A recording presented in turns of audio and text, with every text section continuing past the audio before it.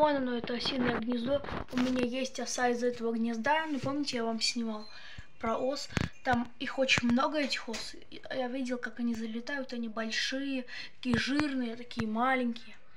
Моя оса, они некоторые, кстати, с мухами всякими летят, с саранчой. Моя оса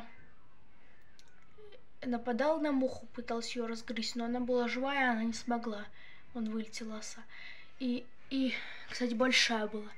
И это...